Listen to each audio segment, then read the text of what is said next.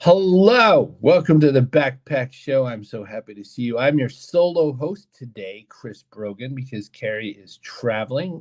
We are attending a holiday party later today, so I get to do this all on myself. But I am so happy. I have Rhea Ong Yiu of LIVEsciences, and I am jazzed because we're going to bring on like a very cool story. She had a chance to interview me a little while back, and now I get to turn the tables and ask her a couple of questions here and there. So welcome to the Backpack Show.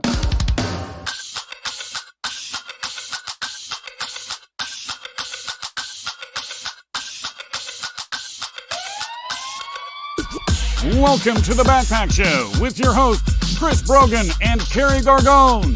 Boom shakalaka! I just realized they did Backpack Show After Dark. I'm doing it again. Ready?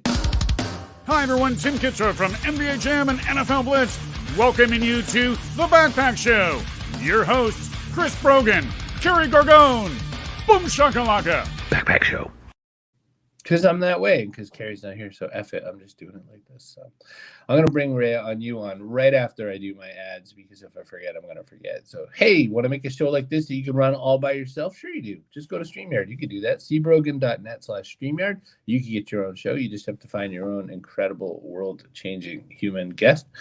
Want to make a podcast? You can do that. Castos.com. It's super easy. My buddy Matt Medeiros works there, and he said, come on over. And I said, okay, Matt Medeiros. Hey, want to make your own domain? You can have a .online domain. They're pretty cool. All the cool kids have one. Go to cbrogan.net/online. Use the code Chris in all caps. I can't make my joke because Kerry's not here to correct me. So do that. Search engine, presearch.com. It's not Google. There you go. That's some ads. Hey, Carl, good to see you. Stick around. Ray is going to have some cool stuff to talk about. Hang on 1 second. I'm going to bring it right on. Again, so much to talk about today, but we'll see if we can get through it all. Ray, welcome to the show. How are you? Hi, Chris. Hi, everyone. Thank you for the invitation to join the show. I am calling in from Basel in Switzerland. It's very snowy out here, and I am just pumped to be here today and talk about things that matter to both of us. Late afternoon over there in Switzerland, correct? Mid-afternoon? It is. It's 4 o'clock on a Friday, and I'm just absolutely thrilled for the weekend. That's awesome. So what does it mean to be a catalyst, by the way? Thank you for asking. So catalyst for us, if you think about science, it's about a change agent, right? So whatever is supporting in any matters that are changing, whether it's your organization, whether it's your strategy, whatever it is, we work with people in organizations, and that's what we do best. Rhea, so when you say that, when would I know that I had the ailment that caused me to call your particular company as the doctor? How do I know, oh, I have a LIVEsciences issue right now? Thank you. Well, sometimes when you don't know where you're headed, it's always nice to call us, and we can try and figure out together what matters to you, what sparks joy for you, and where you're headed, what kind of purpose you're aiming for, and what impact you want to make to the world. It's always nice to have that conversation. We're very open for that. And sometimes if you're probably stuck somewhere and you feel like things are not moving, come and call us, and we're happy to help figure out and unstuck you. What kinds of companies call you? I'm trying to think, like, does Volvo call and say, we're thinking about making an electric car, but we're not so sure? Or like, who's on the other end of the phone, so to speak, when they grab LIVEsciences?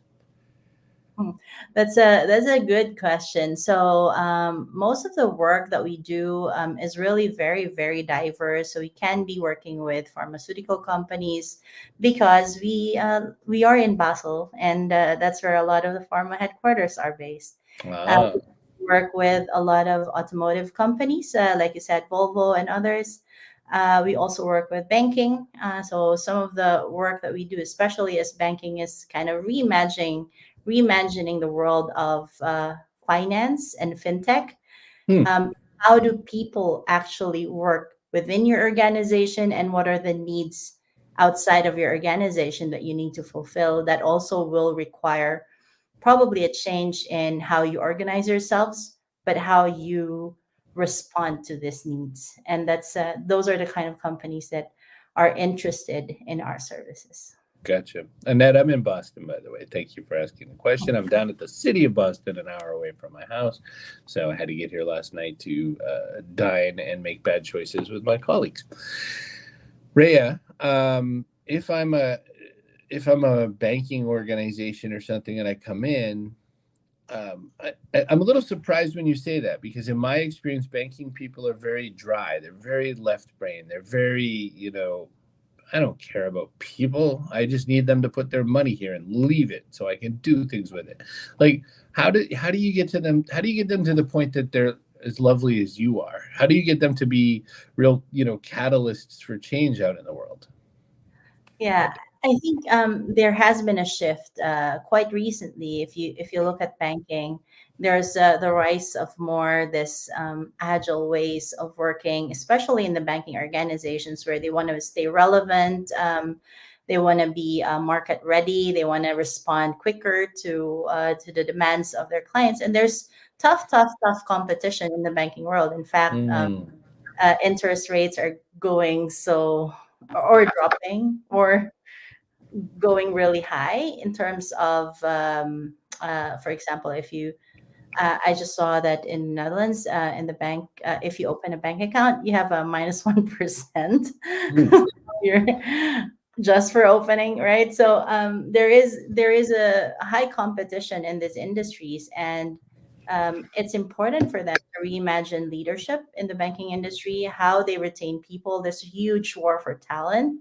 So I think in many industries, Oh, I uh, did that. That was my fault. no, not a problem. When you have a very highly specialized workforce, it's very important that you stay competitive Right. by looking at what are the structures that we need to implement in order to respond quicker. In your work, is there some sort of sense of how do you get people? Well, let me say this. Do most of the potential customers you have self-select? Or how in the world could you prospect for this? Like, how in the world can you go to, I don't know, grumpy, stuffy jerk company and make them into the kind of company that Live Sciences wants to work with? Or do you?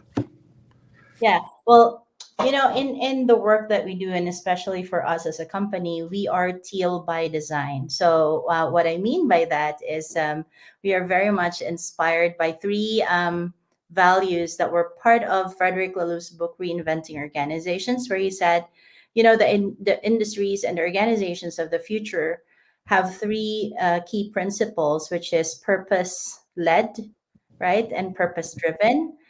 Second is about wholeness of people working in it. People feel that they have the liberties to speak up, that they can bring their whole self, including the stuff that may not be aligned with their function, but they have creativity. Why not bring it onto the organization? And maybe you can really, really bring uh, something, a different perspective to the organization. And the third one is around self-management.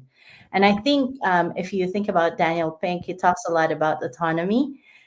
Self-management is about knowing what the structures are and how do I actually work with the structures to bring change and to bring uh, freshness, and maybe bring a bit of a different spin to the organization that I'm with, to really contribute from my whole heart and from my whole being. Deb Lee says that purpose gives you direction. Well, I think that's true. Yeah, definitely agree with you, Deb. As another part of this work, you're connected to what's called the Teal organization, Rhea. Can you explain that just a little bit for us? Yeah, so in 2020, maybe give you a little bit of history there. 2020, uh, right at the very beginning of the pandemic, we thought like, hey, you know, in this time of crisis where everyone is unsure, unclear what to do, what's going to happen to all of us, being locked down and all of that, there was a lot of anxiety. And we thought like, hey, how about staging a webinar that will give a sense of hope, a sense of courage, and a sense of what new leadership could look like in the organizations that we work with.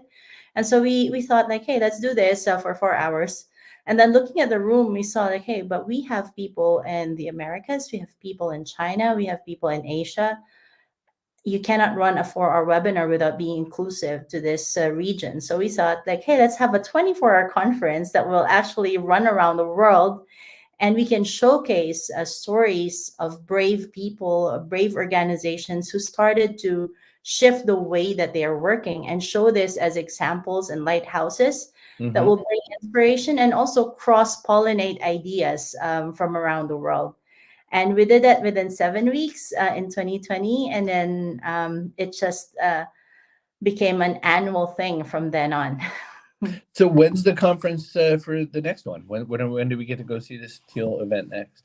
Yeah, so the next one will happen in March 2nd to 3rd, 2023. And you see the link up there. Register, and if you feel like, hey, I really can't afford it, send me a message on LinkedIn. I'll take care of you.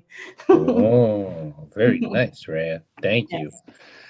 What do people get at this event? They're part of the event. They decide they're going to sign up. What's going to be good for them? What's tricky for them?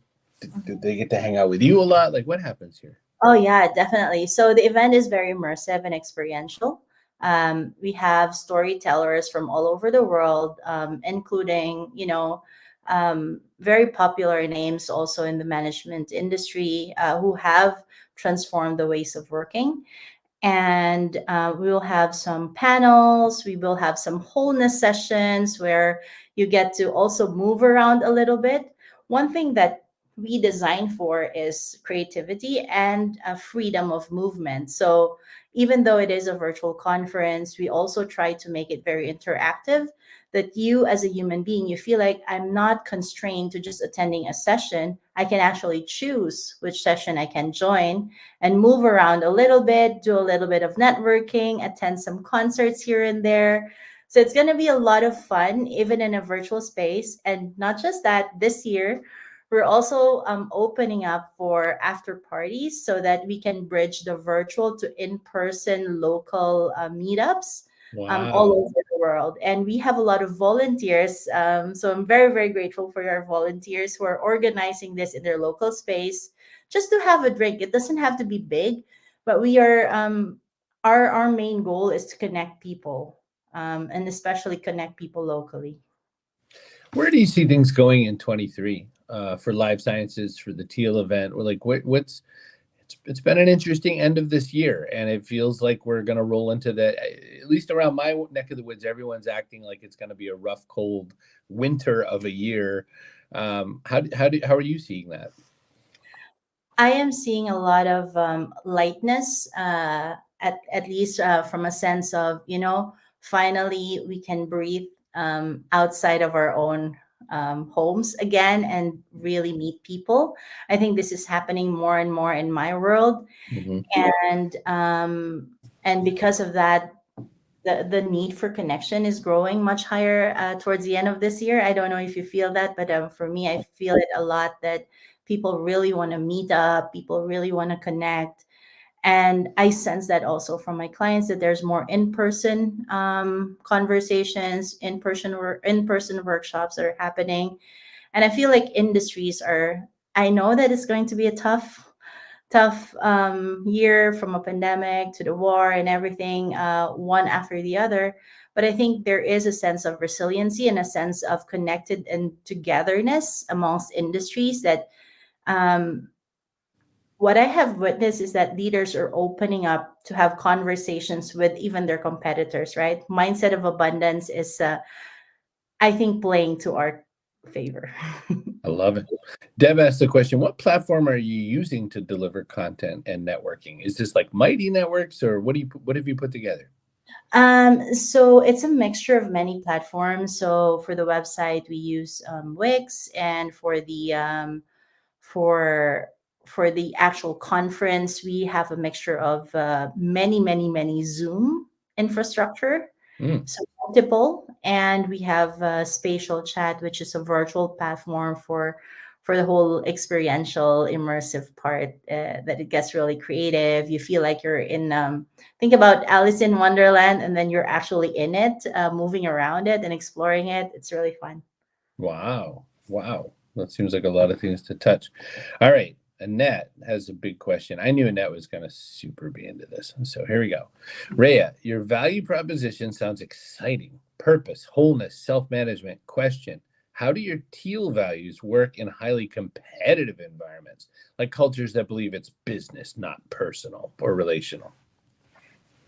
Thank you for bringing this question, Annette. And I think uh, it's rather difficult to bring these values. However, in the last, let's say, last 2 3 years, we have noticed that people becoming more aware of humanity and their being and their wholeness. Um, it has become a lot easier to bring teal values into organizations because of this awareness. And it doesn't mean that the whole sponsorship thing is easy, but we also see that in terms of innovation, if you don't if you don't give people the space to actually make mistakes, to actually fail, and this is all attributed to wholeness, this becomes more and more important, right, to organizations to really create that culture of openness, that culture of um, yeah, a sense for failure as well. Like, is it really failing, or are we actually learning from these failures? So shifting that narrative a little bit. I hope that answers your question.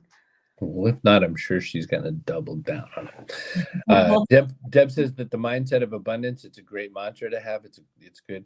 I was thinking as you were saying it, and it makes me think that, corporate social responsibility is a little bit more important in companies these days. Environmental, social governance is starting to become important and all that sort of thing. Are you finding in some ways it's easier to at least explain the mission now that people are being, exposed to this a little bit more often? Yeah, definitely. And we try to bring it to the sense of, okay, who are we talking to? Are we talking to an individual? Are we talking to the teams? Or are we talking to the organizations? By setting that right context and exploring the space of, okay, what kind of impact and what kind of purpose do we want to bring to the world, right? So people say, yeah, my purpose is about uh, ending hunger in places, or maybe creating awareness about climate change, and then when people start finding themselves in this purpose, it also becomes easier to find a connection and have the dialogue and the space to actually see, yeah, actually we have the same values. Why don't we help each other? To that end, besides your clients, obviously, who else do you collaborate with? Who else do you point out to and say, these people are doing some cool stuff or whatever? Or you must find that more often than not these days. Yeah, oh, definitely. We as a company, we just realized that we have such a rich network of people and organizations that are very purpose driven, and we never shy away from making recommendations when it comes to, like, hey, I see that you both have a connection around maybe a carbon footprint and climate change. Why don't I connect you, and you can take the conversation from there? And the Teal Around the World community is such a fertile ground for this, because it really opens up when you see people coming in talking about their vision and their mission around how we can save our planet. There's a lot of different expressions of this around the world, right? And they can just connect through that platform, and then we see them yeah, having actually conversations online, and it's very nice to see. And definitely we're very, very open to connecting people. I love it. Rhea, I can't believe it already happened, but we've come to this part of the show. So I get to do this button. Oh, and here's our person of the day. Kaboom! And I really can't make it Elizabeth because she just showed up. Good to see you, Elizabeth, but glad you're here. And Deb was a pretty strong contender, but I'm going to give it to Annette because I can really tell that Annette really vibed with this thing. So you're the person of the day, Annette. That entitles you to one free apple. Make sure you go to the store, buy it, and wash it, Kerry would tell you. Not that I think you have to. You're not the boss of me. But you are that. We have a question we've asked every guest that we've ever asked on the show, Rhea, and you get to join the likes of Sir Mix-a-Lot and Mistress Harley. And that is the backpack question. This is where we ask, you can add one physical thing, one metaphorical thing. An example of something physical could be maybe an avocado. We had Clowns Without Borders, who drops clowns into rough situations like the war, for instance, and does clowning for people who need a smile on their face. She said an avocado because it's pretty much a meal and a toy in one device. For metaphorical things, people have said things like kindness. Burlesque dancer Ariel Helvetica said kindness. So, Rhea, Ong Yiu, what are you going to add to the backpack today? Yeah, that's a very, very good question. And what I would add to the backpack is compassion. Compassion's a good one. It's an important one to carry with, and it's probably the crux of how you do your work, I would guess. Yeah. Well, I love it. Do you celebrate the holidays? Are you about ready to have a shiny wintry time over there? Yes, definitely. We will be in and around this snowy wonderland of Switzerland. And so I will just be around here and enjoying time with friends, relaxing time for 2 weeks. As you know, in Europe, we have long holidays. You sure do. Rhea, what's a Swiss tradition that we don't have here in the States that I don't know about? Like, what's something? Oh my gosh, if you're in Switzerland, like when I was in Berlin, they said, well, Glühwein, of course. If you haven't had Glühwein at some market, you haven't even been to Germany. So what's something I need to know about Switzerland around the holidays? Anything? Ooh, when it comes to food, I guess raclette and fondue. Oh, fondue, of course. And I think when it comes to travel, the Alps is definitely something to enjoy. I like it. I'm stuck on fondue. Well, every Christmas season, we'd have multiple places we would go for Christmas. So we'd start at the next door neighbor from my grandparents. We'd go out to my Uncle Jim and Aunt Jane, who lived in a faraway land about 30 minutes or so, but it was always snowing and miserable on the ride. We'd go and look at holiday lights. And this is, I usually make up fake stories about my grandmother or whatever, but my Aunt Belle, in her later years in life, whenever she would see really beautiful looking holiday lights, my Aunt Belle would, instead of like, wow, those look like great lights. Again, she's an old lady at this point. True story. Would shout, son of a whore, every time she liked the lights.